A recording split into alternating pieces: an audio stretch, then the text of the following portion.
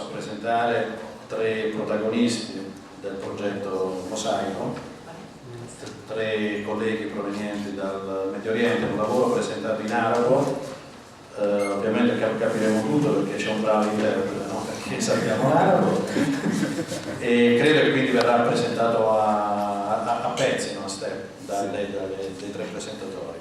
Allora cominciamo, il primo sarà Abdel Salam Sadoun, che viene dalla Libia, un conservatore del sito di Cirene, del Dipartimento di Archeologia della Libia. Poi dopo sarà la volta di Mohammed Shab, scusi, responsabile del laboratorio di restauro dei mosaici a Irbil, del Dipartimento di Antichità della Giordania.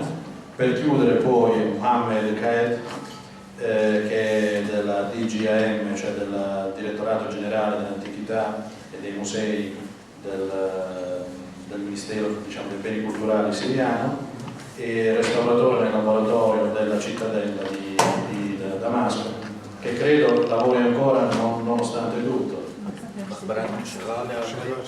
Sì. Bene, cominciamo con Abdel Salam Sadoun.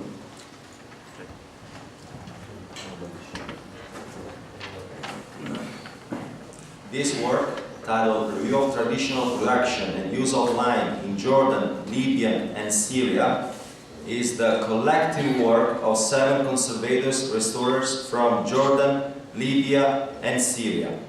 They are participants of MCC, Mosaic Conservation Course, a training course organized by CCA, Centro di Conservazione Archeologica of Rome, and running from 2010 to today within the framework of the MOSAIKON project. Each group has undertaken research on the traditional production and use of lime in their own countries, both today and in the past. A representative from each country will present the research work done by him and his colleagues. صباح الخير جميعا. أنا عبد السلام سالم سعدون، برفقتي في إعداد هذه الورقة أشرف سليمان وبدر البريكي. وعنوان المحاضرة اليوم عن أفران الحجر الجيري في مدينة بورينا شحات ليبيا. Good morning to everybody. My name is Abdel Salam Sadoun, and I came here with my colleagues from Libya, Bader Al-Bireki and Ashraf Suleiman, and we work for the Libyan Department of Archeology. And the title of our speech will be about a report on lime kilns in Syria. هنا صورة توضح خريطة ليبيا وموقع سيرين في الخارطة. Here we have a map of Libya, and this is the site of Syria. الصورة الثانية مأخوذة عن طريق الجوجل، تبين الأفران الحجر الموجودة في مدينة سيرين. An aerial view of the Apollo area within Syria. Here you can see the ancient kilns. الصورة الثالثة مأخوذة في سنة 1932 عن طريق الأرشيف، مركز الأرشيف والتوثيق في مدينة سيرين. This map dates back to 1932 from the archive, and here we can see the kilns and the site. نبذة مختصرة عن مدينة بورينا. بورينا شحات الاسم الحالي امتداد لتاريخ تأسيسها سنة 631 قبل الميلاد، وهي تعتبر أول مستوطنة إغريقية في شمال أفريقيا، وكانت تنعم بالازدهار الاقتصادي حتى ظهور الثورة اليهودية سنة 115 ميلادي. والزلزال الذي ضرب المدينة سنة 365 تعرضت مسارحها ومعابدها وأسواقها إلى أضرار. وفي فترة بيزنطية حاولت بعض المباني إلى ثكنات عسكرية في القرن الرابع ميلادي، ولم يعد لهذه المدينة ذكر إلى أن بدأ أرجل الرحالة بالمجيء. وأول من عرض وصف الآثار المدينة هم الإيطاليون شفاكي سنة 1811 وباولو دي شفديت سنة 1817 ميلادي. وبعد استقلال ليبيا شكلت أول مراقبة آثار للدولة الليبية بإدارة الإيطاليين تحت إشراف جورج شايلد سنة 1953. إلى 1968.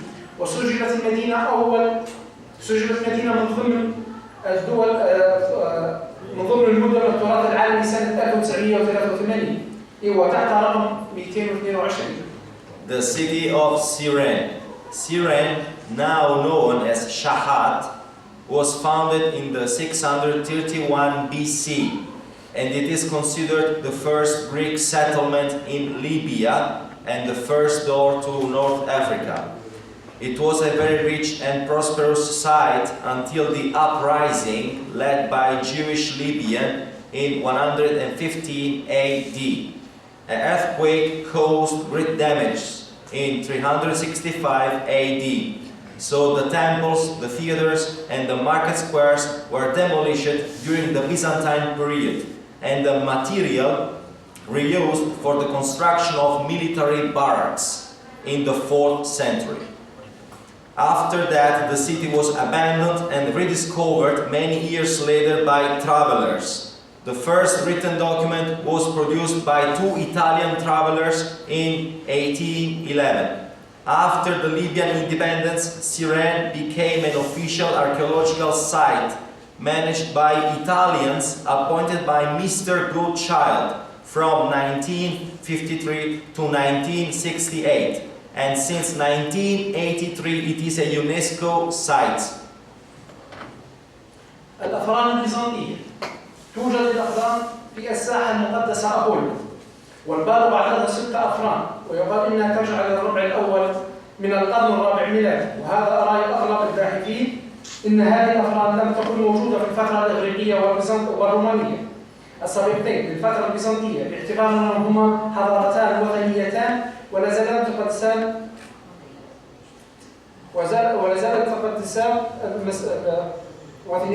تقدسان تلك المساحة وما بها من معابد وحمامات.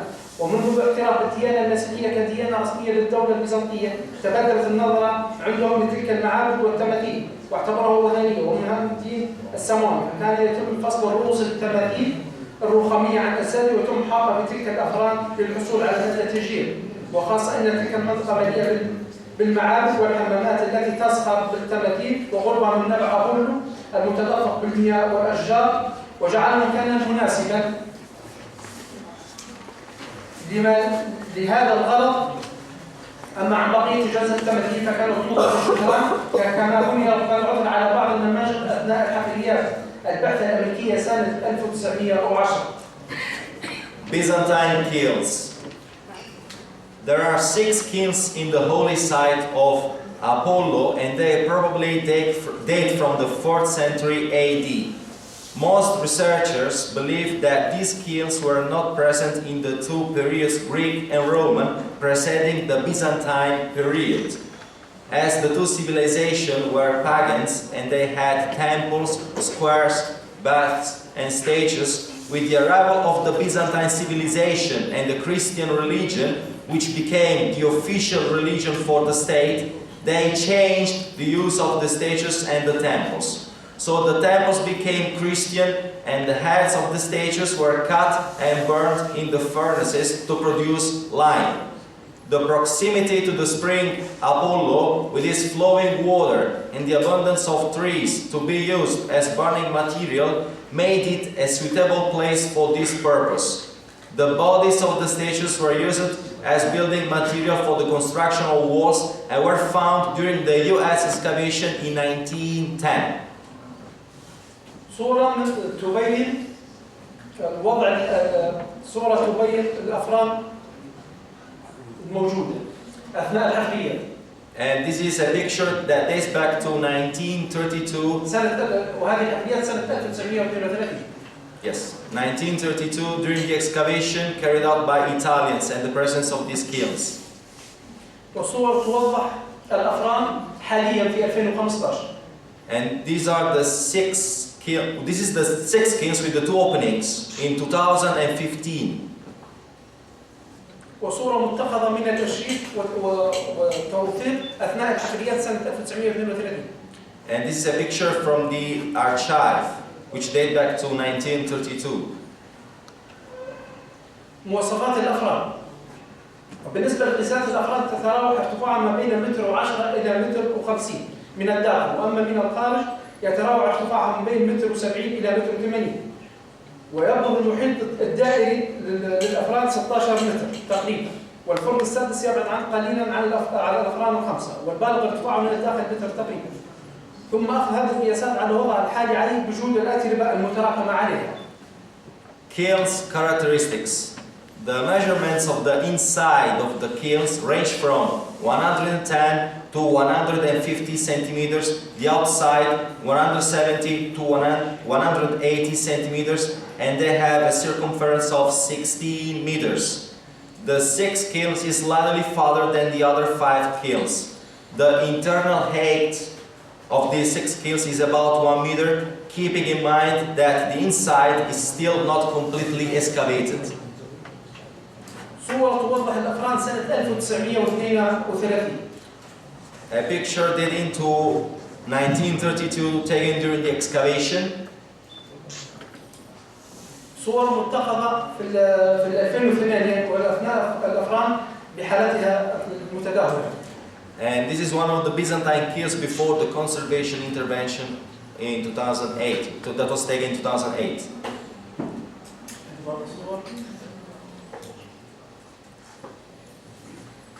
الترميم على الأفراد.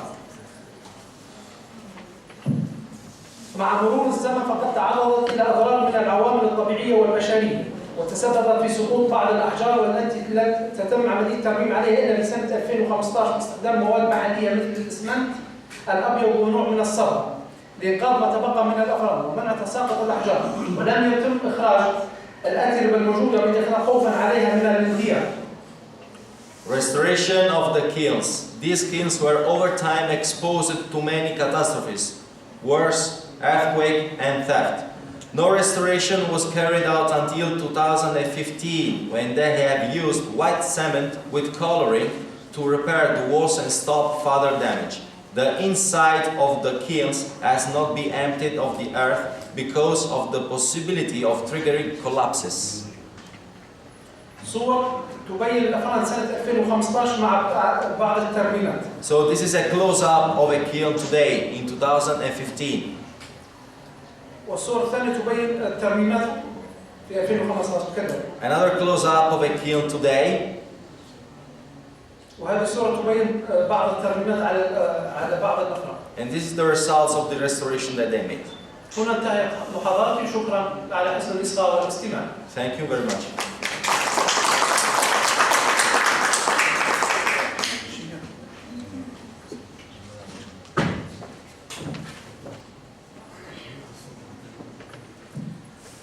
بسم الله الرحمن الرحيم. أنا محمد الشياب من دائرة الآثار الأردنية، ومعي زميلي فراس بشات قمنا بإعداد هذا التقرير. My name is Mohammed Shiab and I came here with Firas Tabeishat. We are from the Jordanian Department of Antiquities and our topic for today is the traditional lime preparation and its conservation use in Jordan. محاضرة اليوم ستكون عن التحضير التقليدي لمياه الكنز وكيفية استخدامها في الحفاظ على التراث والآثار في الأردن. So this will be our topic for today. نظرا لأهمية مادة الجير وما توصل إليه العلم والباحثون في أهمية استخدام مادة الجير، كون هذه المادة تعتبر مادة نقية ومقاومة لجميع الظروف الجوية المحيطة بها، فقد أصبحت هذه المادة من أهم المواد المستخدمة في الصناعات إما الإنشائية أو استخدامات الكيميائية أو الاستخدامات الزراعية. Given the historical importance of lime and furthermore the fact that recent studies have confirmed that it is the best material to face environmental agents, lime has become the most used material in construction, restoration and organic agriculture. وهذه الصورة تبين كيفية استخدام مادة الجير في الصناعات الإنشائية أو الزراعية. And this picture is about the uses of lime in construction and agriculture. أما فيما يخص مجال الترميم وصيانة الآثار، أصبح الجير هو المادة الأساسية المستخدمة في الترميم والصيانة، فمن المعروف للجميع أن معظم أعمال الصيانة والترميم السابقة كانت تتم بمواد تتسبب بالأضرار وتؤثر على الآثار بحيث كان يستخدم الإسمنت الأسود والإسمنت الأبيض مع الرمل المحلي الموجود في المنطقة.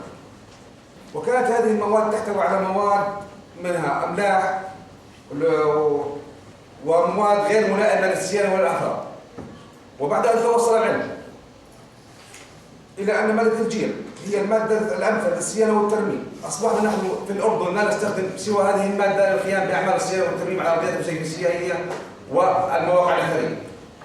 As far as restoration and archaeological conservation is concerned, lime has become a fundamental material, replacing the previous use of white and black cement mixed with local sand, which caused severe damages to the cultural heritage due to high concentration of mineral salts and other substances which have been found to be unsuitable for conservation purposes. This is why in our country, Jordan, we as Mosaic conservators, following the recent scientific discoveries that lime is the most appropriate material to be used for maintenance and conservation, we use exclusively lime. هذه الصور تبين لنا كيفية استخدام المواد القديمة، حيث كان يستخدم الإسمنت الأبيض أو مع بعض المواد المحلية مثل الرمل في تعبئة اللاكونات وتغطية الأرضيات المسائية. وهذه المنطقة منطقة جرش كنيسة أشعية. These are pictures about past restorations done with cement in Jerash, in the church of Bishop Isaiah. أما هنا فهذه الصورة تعبر عن كيفية إزالة المناط القديم المكون من الإسمنت والمواد الأخرى مع استعمال حيث كانوا يستعملون الإسمنت والمواد الأخرى مع أقوال حديدية لتثبيت الأرضيات المسائية. This is another picture about past restorations done with the use of cement from Ajloun and Irbid, Jordan. ونحن في الأردن يوجد لدينا مصنع متخصص لإنتاج الجير وهو الوحيد لدينا، وهي الشركة العربية لصناعة الجير والمواد البناء، وهذه الشركة هي التي تزود المنطقة بالكامل بمادة الجير سواء الحي أو المطفي. Today in Jordan there is only one large lime production plant, the so-called Arabic Company for the Production of Lime and Building Materials, which supplies all the country with both quicklime and slaked lime. وهذا منظر عام لوجود المصنع في منطقة محاذية لمنطقة العاصمة عمان، ومنظر لما يصنعونه من بعض المواد. And these are pictures about the company which is present nearby the city of Amman in Jordan. نحن المرممين نقوم بشراء الجير من هذا المصنع على شكل بودرة، ونقوم بعملية إطفاء الجير في أماكن عملنا التي نعمل بها. We as mosaic restorers buy this material in a powder form, and later we undertake the slaking process ourselves in our laboratories or workplaces. وتتم عملية طفي الجير بتفريغ الجير داخل براميل مملوءة بالماء، ويتم تفريغ الأكياس أولا بأول مع مراعاة تحريك الجير باستمرار أثناء عملية الطفي. وتتم هذه العملية بحذر شديد كونها مادة تتفاعل مع الماء لدرجة الغليان مع أخذ جميع الاحتياطات والسلامة العامة للعمل. The lime in powder form is emptied in barrels filled with water. During the slaking process, the sacks are emptied one by one, and the mixture is stirred constantly. This operation is carried out with great care as the lime reacts and can reach the boiling point. The operators must follow safety requirements. هذه الصورة عملية تحريك الجير بعد فترة من الطفي لإدامة أو عدد تفعيل المواد مع بعضها البعض. ويترك الجير لمدة تتراوح من 6 أشهر إلى 2 سنين لكي يكون جاهز للاستخدام. ويفضل أن يترك الجير لمدة 2 سنين أو أكثر مع مراعاة تحريك الجير بين الحين والآخر ومراقبة منسوب الماء عليه. The resulting product is left to season from 6 months to 2 years. The longer, the better, after which it is ready for use. Periodic stirring must be repeated monthly, together with the addition of water if necessary. هذه الصور تبين كيفية تحريك الجير بعد فترة من الطفي، والصورة الثانية تبين مراقبة منسوب المياه على الجير. And these are some pictures describing this process. أما نحن كمرممين فسيفساء نستخدم مادة الجير ونضيف إليها مواد متممة مثل بودرة الجرميد وبودرة الرخام الأبيض أو الأصفر بنسبة 2:1، وهذه النسب تختلف من مرحلة لمرحلة وتعتمد النسب على المكان والقطعة المرادة العمل عليها. In the restoration field, we use lime mixed with binding materials like brick and marble powder in various color in a ratio of 1:2 to give to the resulting mortar more strength and cohesion. These ratios change from one phase to the other according to the nature of the archaeological object and its state of conservation. Mortar preparation is completed by adding aggregating materials. هذه الصورة تبين كيفية خلط الجير مع المواد المتممة لكي تصبح خلطة وتجهز للعمل. And this is a picture about the adding of aggregating materials. ويستخدم الملاط في الأردن أو في الأماكن التلميم لتعبئة اللاكونات وتثبيت الحواف في أرضية الفسيفساء، ويستخدم الملاط أيضا في تعبئة الفراغات بين الأحجار الأثرية وفي إعادة ترميم المباني الأثرية. This lime mortar is used to fill superficial lacunae on the mosaic surface to consolidate the edges, to point the stones of ancient walls, as well as for the rebuilding of ancient structures and monuments. وهذه الصور تعبر عن كيفية استخدام مادة الجير مع المواد المتممة لتثبيت حواف أرضية الفسيفساء الموجودة لدينا التي تتعرض للتخريب المستمر. And these are some pictures about the process of consolidating edges with lime mortar from Irbit. وهذه الصور من كنيسة في عجلون تم عليها استخدام مادة الجير مع المواد المتممة لتثبيت الحواف وتعبئة اللاكونات الموجودة لدينا في الداخل. And this picture is about filling lacunae with lime mortar. This is from Jerash, from the church of, from Ajlun, sorry, from the church of Mari Elias. هذه الصورة من كنيسة أشعياء في مدينة جرش حيث تم استخدام مادة الجير مع المواد المتممة لتعبئة اللاكونات وتثبيت الحواف في بعض المناطق. And this is a picture from Jerash, from the church of Bishop Isaiah, during the process of filling lacunae with lime mortar. أيضا هذه من نفس الكنيسة الموجودة في جرش حيث تم تعبئة اللاكونات المتواجدة بكثرة في هذه الأرضية. And this is another picture from the same church in Jerash, the church of Bishop Isaiah, during the phase of filling lacunae with lime mortar. وشكرا جزيلا وأشكركم على حسن الاستماع. Thank you very much.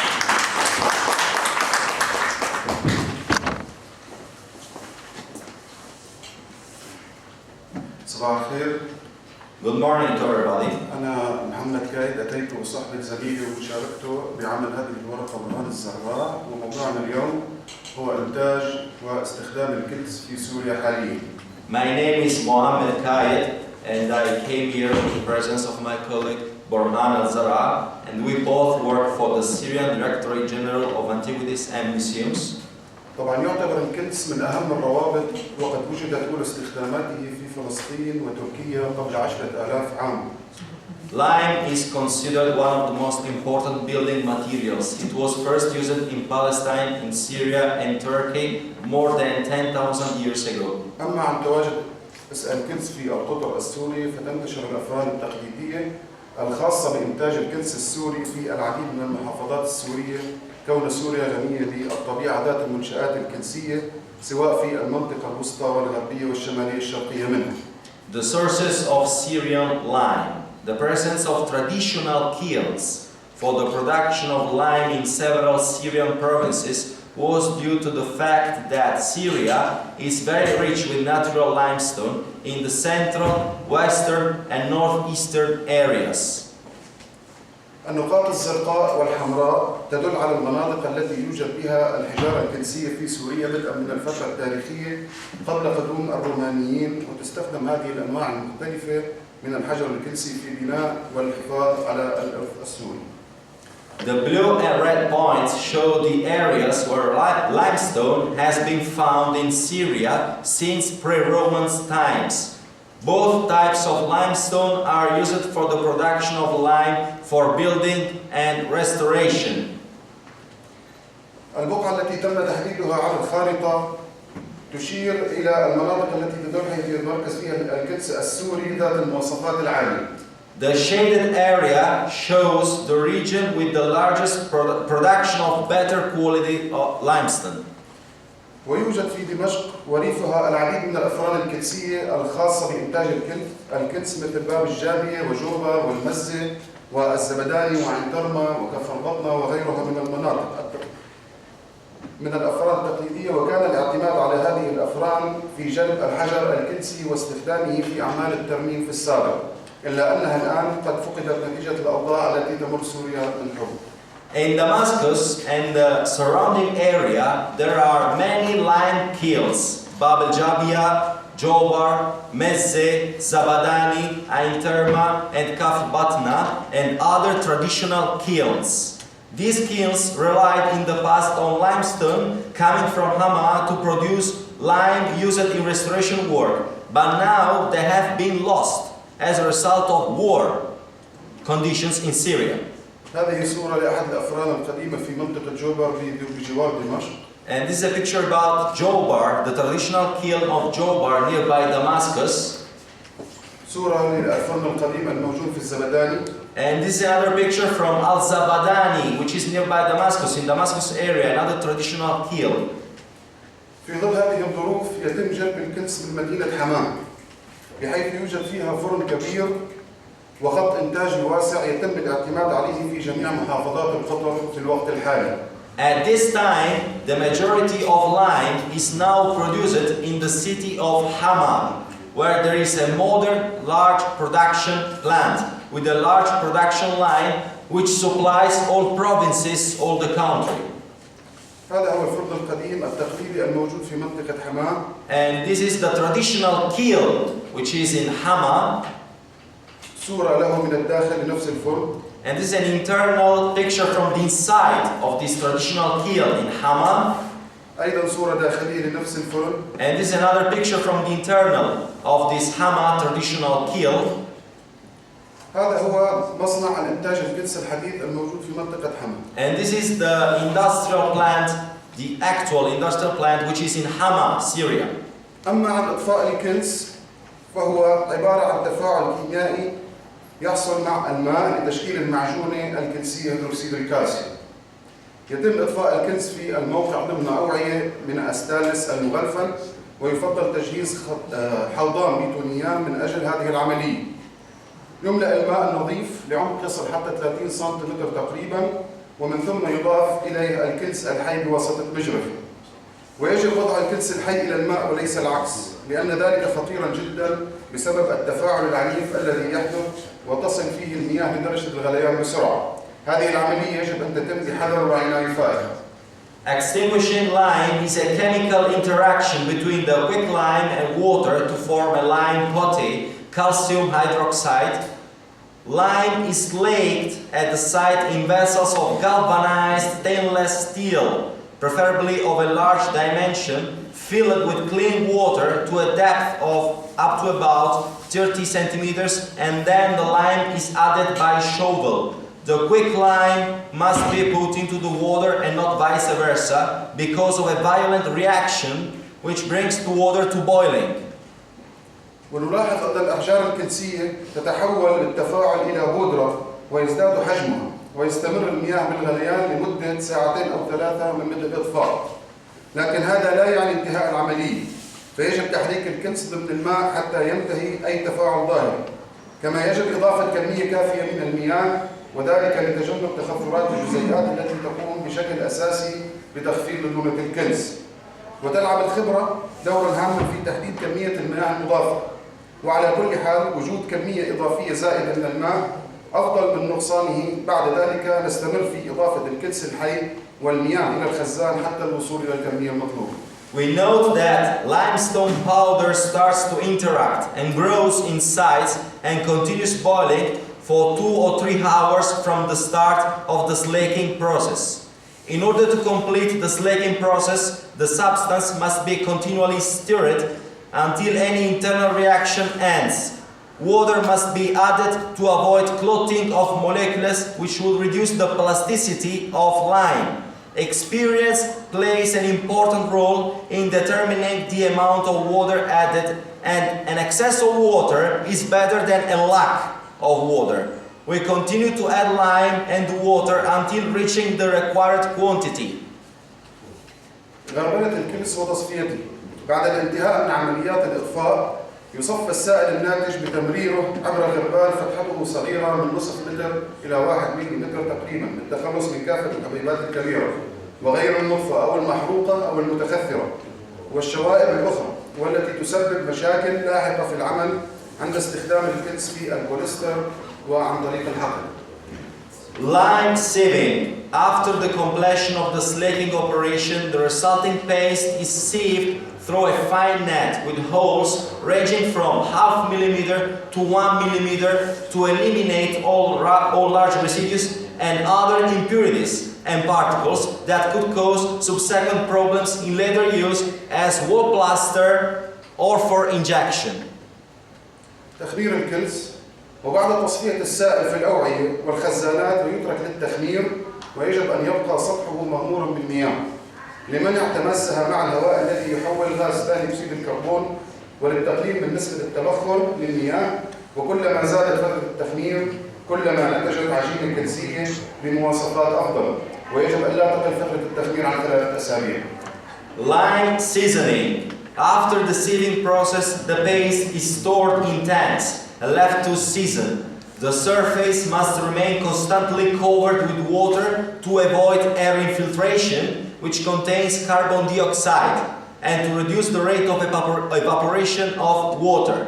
The longer the seasoning period, the better the quality of the lime putty. The minimum period of seasoning must not be less than 3 weeks. بعد التخمير يمكن استخدام المعجون الكلسية كمونة للبناء والبلاستر أو الطرش وغيرها من أعمال الترميم. After sufficient seasoning, the putty can be used for construction, lime washing, plastering, and for restoration work. الاستخدام الحالي للكلس في مخابر الترميم السورية حيث يتم إضفاء المواد المتممة إلى المعجون الكلسية بنسب مختلفة وبحالة نوعية وحسب نوعية الأثر ودرجة التدهور المعرض لها. ويتم إضافة الماء إلى الخليط بطريقة مناسبة وتخلط جيدا لتصبح جاهزة للاستخدام.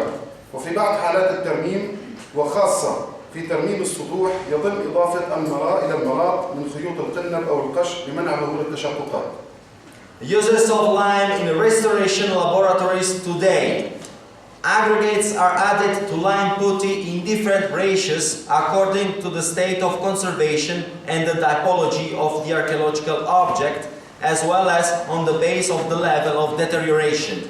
Water in appropriate quantity is added to the resulting mixture in order for it to be ready for use. In case of some restoration interventions, especially on surfaces, hemp twine or chopped straw is added to prevent the emergence of cracks.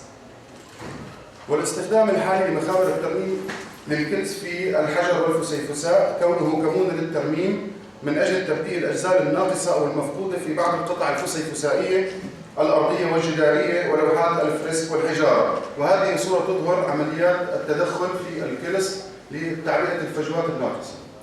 The current use of lime mortar in the Syrian laboratories for the restoration of stone and mosaic includes mortar-based restoration for filling lacunae in materials such as floor or wall mosaics, stone, etc. In this picture we can see the use of lime in order to fill the lacunae.